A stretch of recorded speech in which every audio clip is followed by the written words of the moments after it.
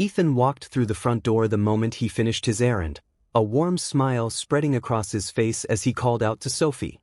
"I came straight back after wrapping things up. Did you even notice I was gone?" He held out a small gift bag, his eyes soft with affection. "I picked this up just for you.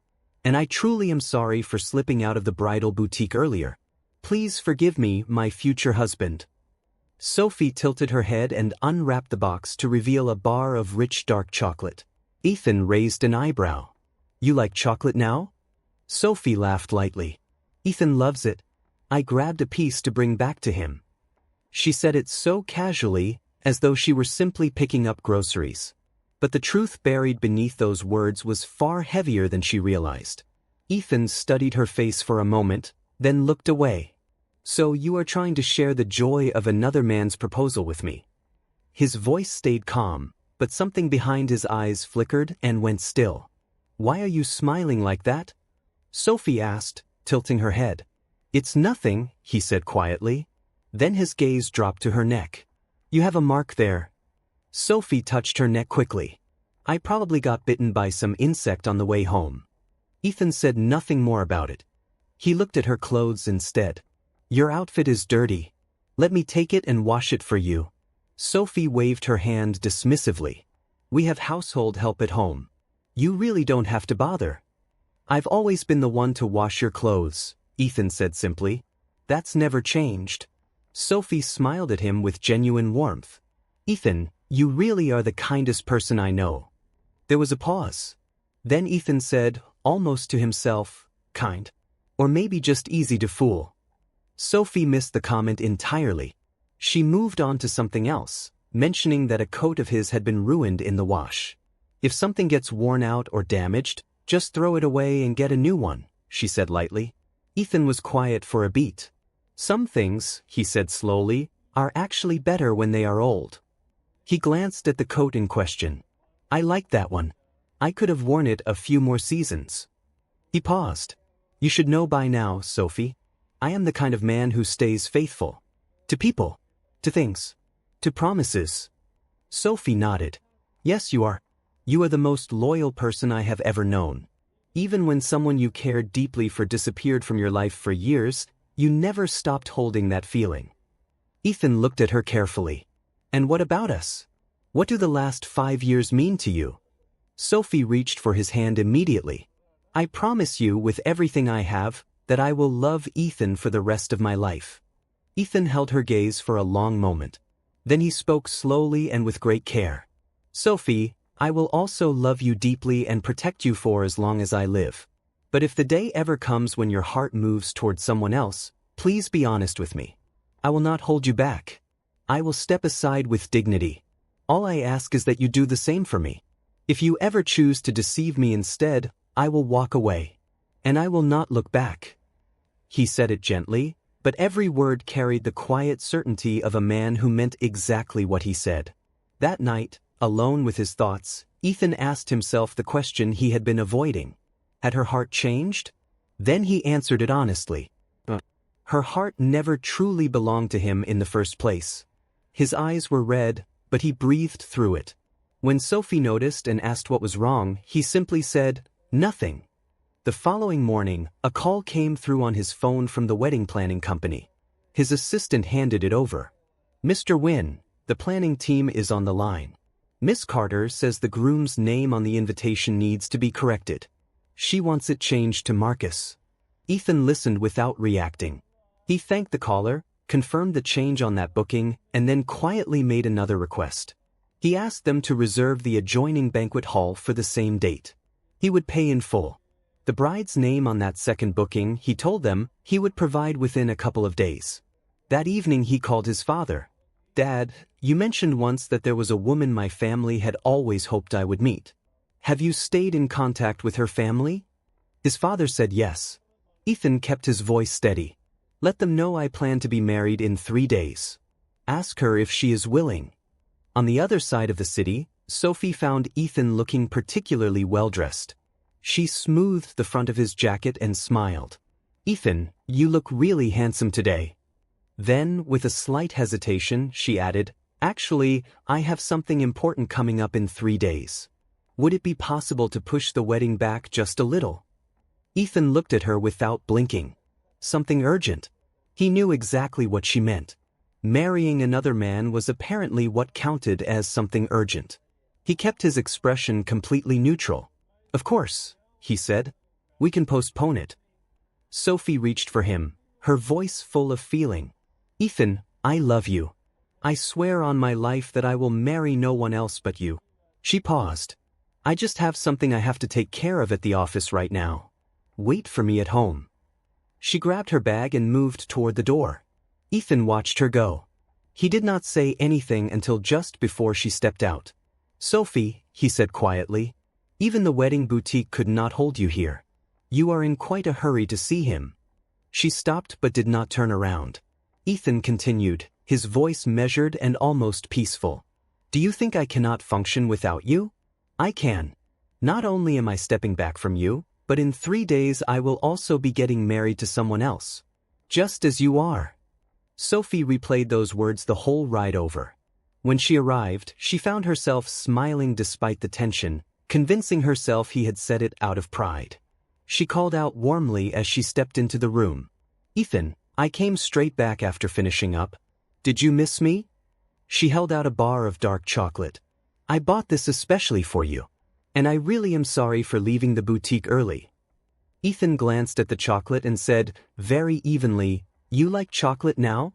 Sophie laughed. You love it. I picked up a piece to put a smile on your face. The words came out word for word the same as the day before, as though she had no idea she had already said them, already told the same story, already started the same cycle all over again. Ethan smiled slightly. You are trying to share that joy with me, aren't you?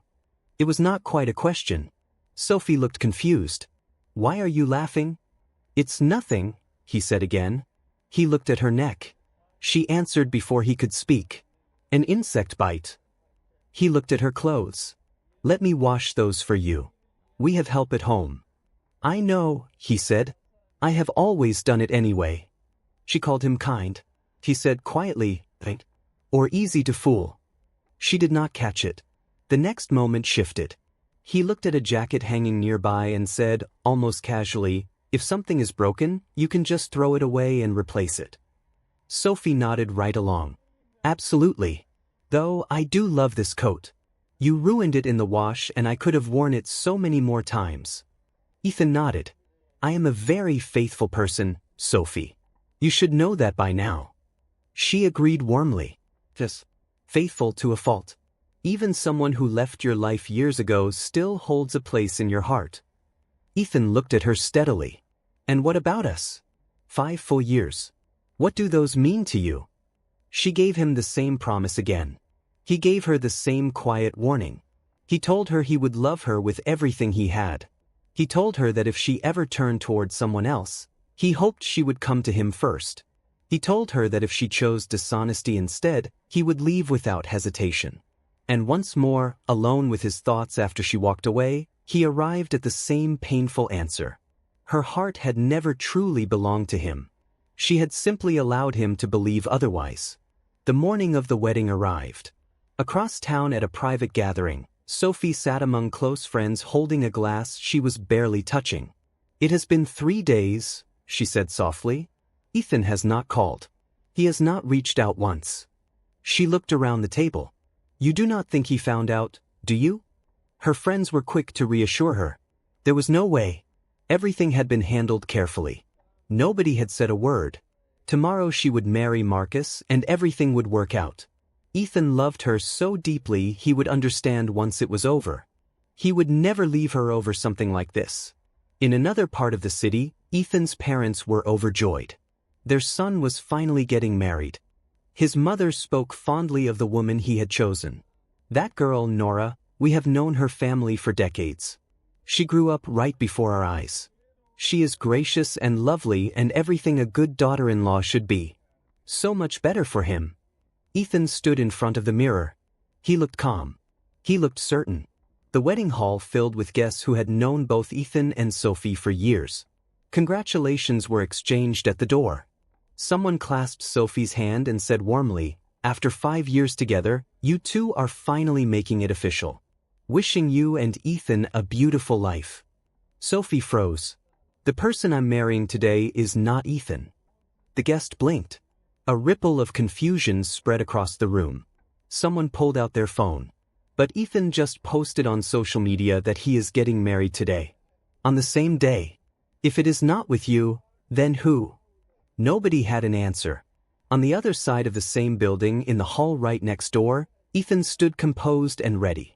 Marcus appeared in the doorway of that hall, startled to see him. Ethan? What are you doing here? Did you come to cause a scene? Ethan looked at him calmly. I was wondering the same thing. What exactly are you doing here? Marcus stepped forward, lowering his voice. I do not have much time left. Please, I am asking you as one human being to another, do not take this moment from me. After I am gone, Sophie will come back to you. I promise. Please let us have today. Whispers swept through the guests moving between the halls. Someone said, Wait, is Ethan the one who has been interfering all along? Another voice answered, No. Sophie and Marcus are the couple. But Sophie has been with Ethan for over 5 years. The confusion was total. Ethan watched it all and said nothing. He simply stood there, patient and still, while the world around him spun. Sophie appeared at the doorway of his hall, breathless. Marcus rushed after her. Ethan, please just go home. I was wrong not to tell you. But Marcus is very ill. This is his final wish. Can you forgive me just this one time? Go home and wait. I'll come straight back to you after the ceremony. Ethan looked at her. Then he said very clearly, I already told you. I am not here for you. He let the words settle. Then he stepped aside. Move along, please. Marcus, standing just behind Sophie, pressed his hand to his chest and sank dramatically toward the floor. Gasps filled the hallway. Sophie dropped to her knees beside him. Marcus! Someone help! Voices called out for a doctor. Ethan stood very still in the middle of it all. When Marcus eventually opened his eyes and murmured that he might as well stop fighting since Ethan would not let him have this one last wish, a wave of emotion swept through the onlookers. Someone nearby muttered at Ethan, How can you be this cold? The man is dying. Another voice chimed in, Even Sophie doesn't seem angry. Why can't you just let it go? Ethan did not respond to any of it. He straightened his jacket and said simply, I told all of you. I am not here for Sophie. I am getting married today as well, right there in the next hall. He gestured toward the adjoining room. If you have time and feel like celebrating, you are welcome to stop by. Confused laughter broke out across the crowd. Someone said, He is making this up. There is no bride. Otherwise, why hasn't she shown up yet? Sophie crossed her arms. Ethan, if you want to make a point, at least make sure you have an actress ready to play the part. This is embarrassing. Before Ethan could respond, his father's voice came from behind. Young lady, my son is in fact getting married today. You are welcome to join us for a drink, but if you have come here to cause trouble, I will have to ask you to leave. Sophie turned on him too, but Ethan's father was completely unmoved. And then the doors at the far end of the corridor swung open. Nora walked in. Her dress was smudged with dust at the hem. Her hair was slightly out of place. She was late, but she was there. Sophie stared. That is your bride? She looks like she has been sitting on the side of a road. Ethan did not blink. Even if she had arrived here with nothing to her name, I, Ethan Wynne, would still marry her today. A murmur ran through the crowd. Ethan turned to Nora and said quietly, I should have told you more about my situation earlier. I want to introduce you properly. This is Nora Vale, my fiancée. Sophie grabbed Ethan's arm. You cannot marry her. Come with me right now. Nora looked at Sophie calmly. On what basis do you call him your fiancé? Look around you. This is our wedding. He is mine. Sophie pulled harder. Nora held her ground. Miss Carter, today is Ethan's wedding day. I am asking you kindly to remove yourself. Ethan's mother stepped forward next, her voice shaking with restrained anger. You have the nerve to delay my son's wedding, go off to marry another man, use the venue he paid for, and now you want to stand here and make demands? Get out of my sight. Sophie dropped to her knees in front of Ethan. Keegan. She caught herself. Ethan. You told me you would only marry me. You cannot do this. Ethan looked down at her. His voice was soft but completely final. You told me the same thing. You broke that promise first. I warned you what would happen if you ever betrayed me. I told you clearly. I kept my word. Sophie clutched at his sleeve. I made a mistake. I am sorry. Please, one more chance. I will not go through with it. I will not marry Marcus. I only want to marry you. Ethan said nothing for a moment. Then, it is too late. Security was called. Sophie was escorted out, still pleading, still crying, her voice echoing down the corridor. Ethan watched until she was gone. Then he turned to his guests. Today, Sophie and I are both getting married. Her wedding is in that hall, and mine is in this one. Many of you are friends with both of us. You're free to go wherever you like. I will not hold anyone here against their will. It was said without a trace of bitterness. Simply, clearly, and with quiet dignity. Marcus followed Sophie out into the corridor, catching her as she slumped against the wall. Lily. He used her name softly. He has made his decision. Please come back. Our families are waiting. Let us finish what we started. Sophie shook her head. I do not want to marry you. I want Ethan. Marcus crouched beside her. But he does not want you anymore. He is choosing someone else. She looked up, her eyes fierce through her tears. He is not choosing someone else. You are lying. He only wants me. Marcus held her hands. Then tell me honestly, when did you ever truly choose him? Back inside the hall, Ethan and Nora stood side by side before their guests. Nora glanced up at him. Are you sure about this? Your ex-girlfriend is right on the other side of that wall. Ethan looked ahead. She stopped being my girlfriend the moment she postponed our wedding to marry someone else. I have no regrets. He paused. Do you? Nora shook her head. Not even a little. And with that, the ceremony continued. Afterward, as the two of them slipped out through a quieter exit, Nora laughed softly. Husband. She tried the word out as though tasting something new. Ethan slowed his pace and looked at her with something close to amusement. Sorry. I am still getting used to hearing that. Nora smiled. We have decades ahead of us. Take your time. They did not make it far before Sophie appeared again, standing in the middle of the pathway. Ethan. Stop right there. He stopped. She stepped closer. Why did you give her a ring? Why didn't you come to me? I married Marcus. Are you not even a little bit sad? Ethan looked at her steadily. You made your choice. Sophie reached for his arm. Nora stepped forward calmly. Miss Carter, I have been polite to you more than once today. Ethan is my husband now. Please stop. Sophie turned on her. You have no right to speak. He was mine long before you ever appeared. Nora tilted her head slightly and said with extraordinary evenness, You did not treasure what you had. He had every right to walk away from you. And he did. Sophie looked at Ethan with raw desperation. Do you still have any feelings left for me at all? He held her gaze. From the moment you postponed our wedding and chose to go marry Marcus, everything between us ended. That was the moment. Sophie's voice broke. I realize I was wrong. Is that not enough? Can we not go back to how things were? I am married now, Ethan said. As long as Nora is faithful to me, I will love her with everything I have. He stepped around Sophie. I think it is time for you to go back to your own wedding. Then he and Nora walked away together without looking back. Weeks passed. One evening Ethan's mother found a thick photo album while tidying up his old room.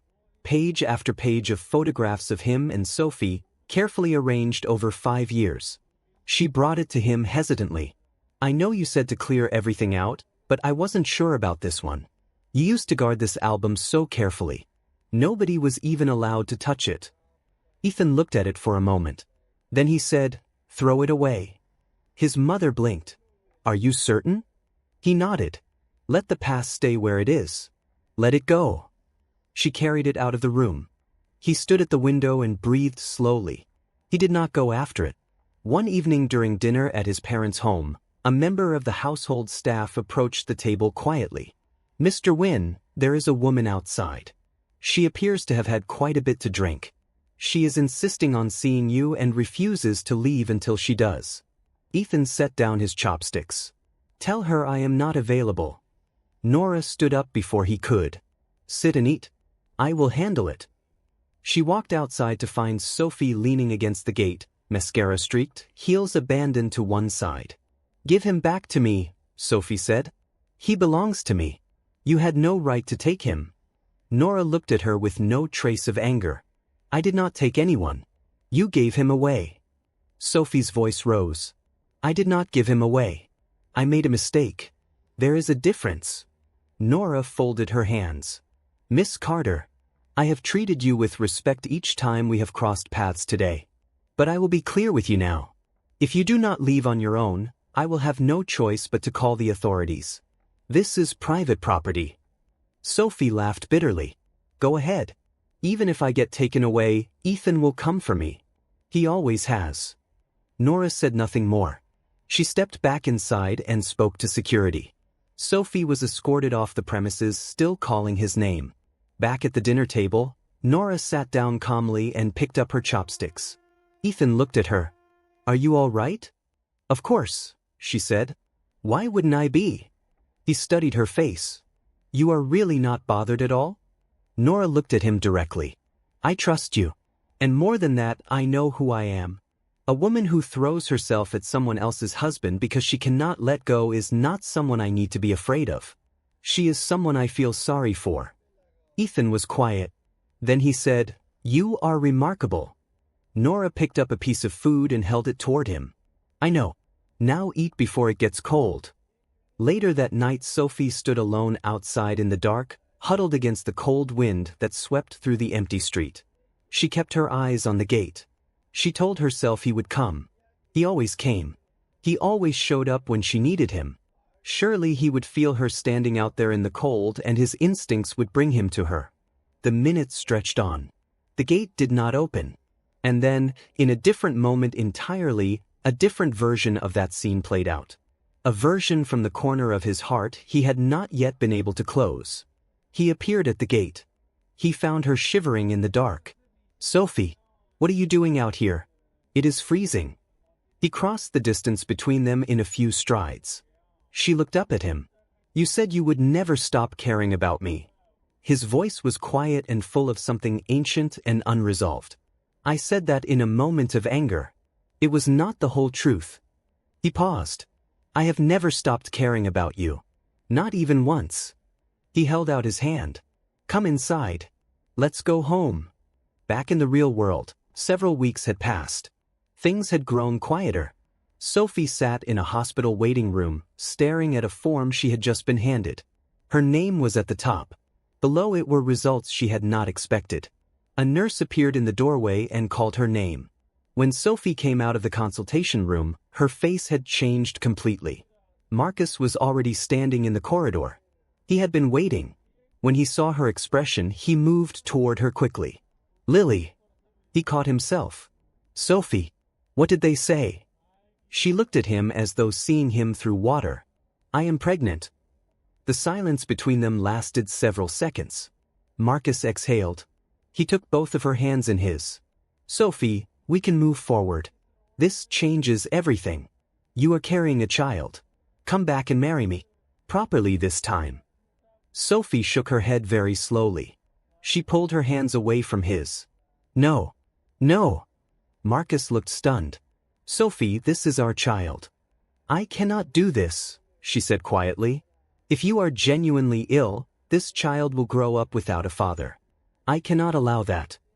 She stepped back. Marcus followed her. But I went back to the doctor. The earlier diagnosis was a mistake. I am healthy, Sophie. I am perfectly healthy.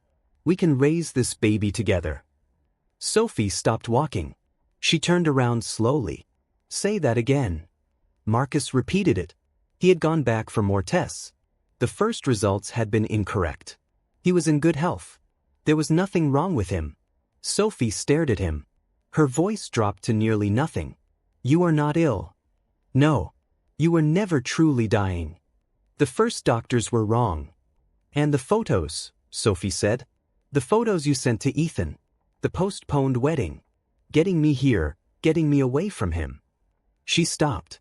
Was any of it real? Marcus looked down at the floor. I could not let you go back to him, he said quietly. I love you. I made choices I am not proud of. But I love you. Sophie stepped back from him as though the air between them had become something she could not breathe. Get out, she said. I do not want to see your face. I want nothing to do with you. Marcus reached for her. Sophie, our child, is not a reason to stay, she said. Leave. He tried once more. She repeated herself. He finally stepped back, and she walked away without another word. Her friend caught up with her in the corridor, gripping her arm. Sophie, what happened? What did the doctor say? Sophie kept walking. I am ending it. Her friend stared. Ending what? Sophie, that is a life. And Ethan is already married. If you are carrying a child, that is your answer. You have a path forward. Sophie stopped. The only path I want leads back to Ethan. And if that door is closed, then I am not interested in any other direction. More weeks passed. Ethan and Nora settled into their life together with a quiet steadiness that neither of them had expected to feel so natural. One afternoon she reached across the table for her glass and he moved it gently out of reach.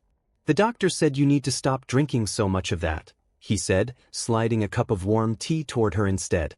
Nora rolled her eyes. One glass. One is already one too many. She leaned back in her chair and studied him with a small smile. Honey, if I were pregnant someday, would you take care of us the way you take care of everything else? Ethan looked at her steadily. I would do whatever it took to protect you and our child. Whatever it took. Nora held his gaze for a long, warm moment. I believe you. He reached across and covered her hand with his. She turned her palm upward and held on. Outside the window, the evening light stretched long and golden across the floor between them. Whatever the past had been, whatever it had cost him, it had brought him here. To this table. To this woman. To something that felt, for the first time in a very long time, like it was genuinely and completely his.